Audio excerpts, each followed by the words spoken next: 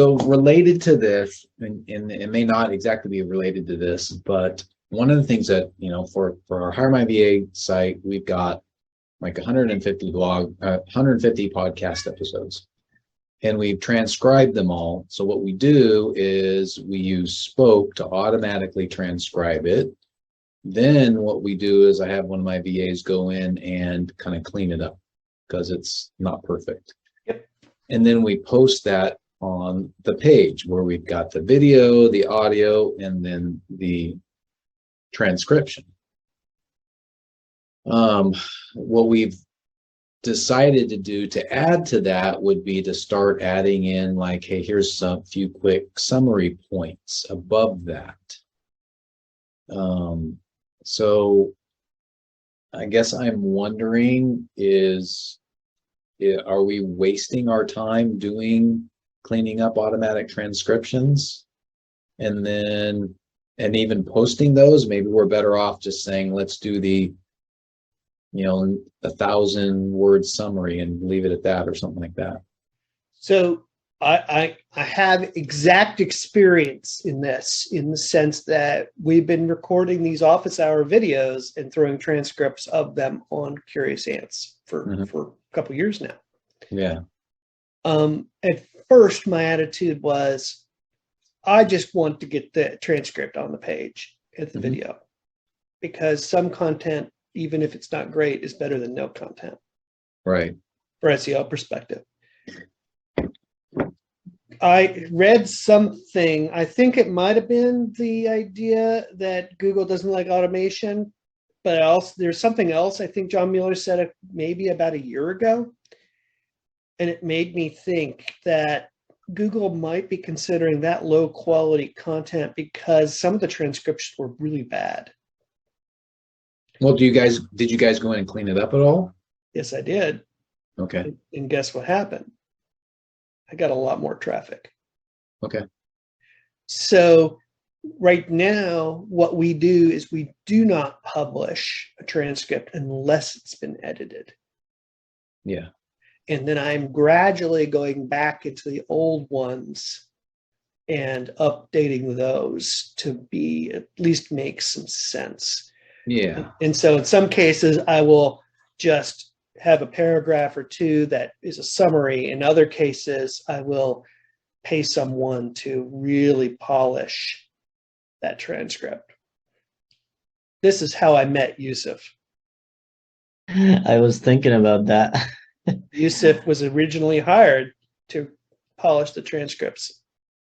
Yeah. But I was also interested in SEO, and David was looking for someone to build links, and yeah, we went from there. Yeah. Okay. So I think the way you're describing you're doing it, Dave, is the right way because you're polishing it. If you just let the automation, at best, Google is just going to ignore it, right? Which means why bother even publish it? Yeah. Hopefully it would be helpful for somebody. Because the reason at least doing a machine automated one would be like, well, I don't have time to listen to 45 minutes of banter back and forth. Let me scan it, and then I can go to see where that's at, right? So that's helpful in a way. Yeah.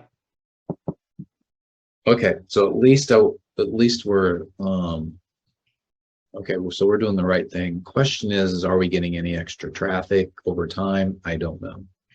Yeah, I did a huge analysis of before and after, and it showed really clearly that once I started up, even to the point where I could see that as I updated each post, it started getting more traffic. Okay. Now, there was a point where I did a little differently. At one point, I put the whole office hours unedited on, and that would be a long transcript. Right. Then at a certain point, I started breaking these into smaller sections. Some of them would be like very short 5-minute questions. Those generated very little bit of content. Mm-hmm. And so it didn't hit that threshold of enough content for Google to really pay attention. But it by cleaning up even that, Google gave it a little more attention than the none that it was getting before. Okay. So I ended up prioritizing based on if it's already getting a little traffic and it's bad transcript, I think I could really get a lot more traffic if it had a better transcript. Okay. Then I did the longer ones that were bad transcripts second, that were getting no traffic, hoping that by giving it a better transcript, it would get some traffic. That's true, it did. And then third priority was, but I guess I should say the other piece of data in this conversation was some of them I had previously taken the time to do a good transcript. Those tended to perform a lot better. And let me, oh, you know, I think I did a, hold on. I think I did a case study of this on Reliable Acorn. I remember you talked about it a while ago, and I haven't looked. You mean you don't just read, go to my website and read my blog? Alas, I have other things to do. But I remember you talking about it a little bit. Yeah.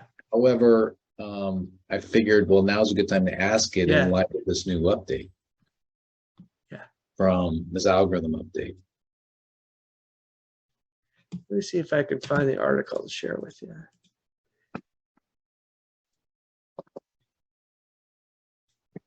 Here it is.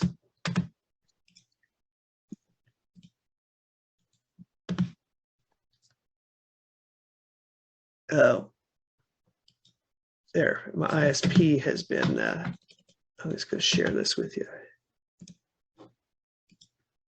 Oh, yeah, that came up in, that's actually the one that came up in search when I said reliable Acorn transcript. Does low quality content make a whole website look bad? Yep. Yeah. Yeah. So this is in response to something John Mueller said. If you have a very low quality translation, you can definitely pull down the, also the good content will be perceived as bad content. So you get a bad reputation in Google's eyes. Wow, you did that graph and everything. That's cool. Yeah. So I really tried to pull data to show. I guess I need to follow up here like I promised I would. It really has helped. So.